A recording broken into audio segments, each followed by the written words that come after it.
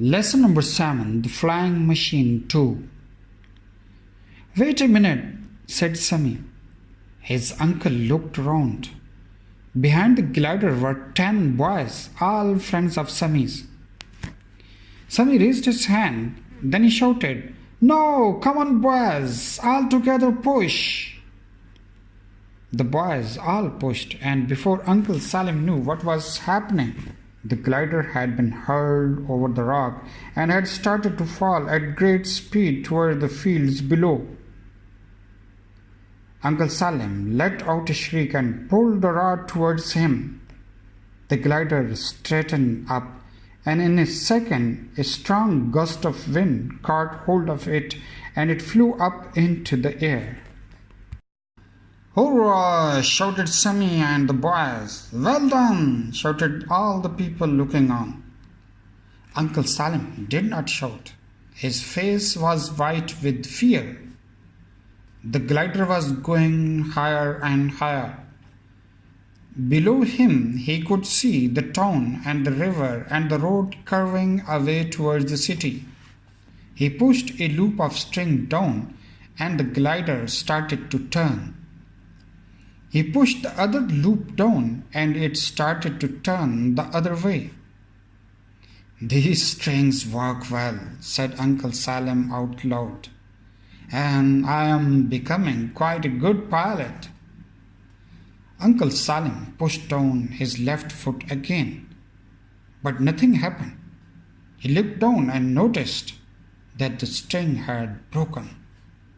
"Oh my goodness," he said to himself.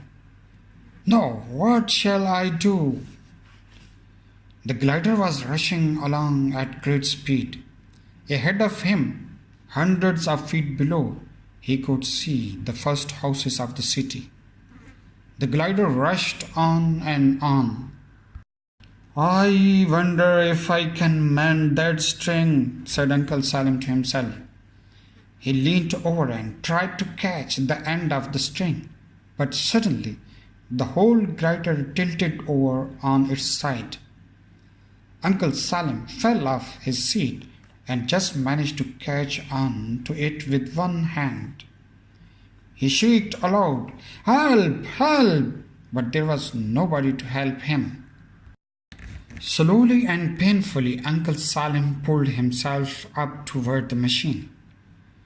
When he looked down, he found that the weight of his body had pulled the machine forward, and it was now heading towards the ground. Uncle Salim caught hold of the bamboo stick, but the glider started to go round and round in circle, getting lower and lower. "Oh dear!" shrieked Uncle Salim. "What will happen to me now?" Down it went, and Uncle Salim looked below him. He could see a huge lake. The glider was still going round in circle, lower and lower and lower, when suddenly, crash! The glider hit a tree, and Uncle Salim shot high into the air like a bullet from a gun. He landed with a tremendous splash in the lake. Luckily, he could swim, and he managed to reach to the bank. Later that night, Sammy and his parents waited in the house for the news of Uncle Salim. Suddenly, there was a knock on the door. Sammy got up slowly and went to open it. There was Uncle Salim standing on the doorstep and smiling. "Uncle Salim!" he shouted. His mother and father came running out. "You are safe!" they cried.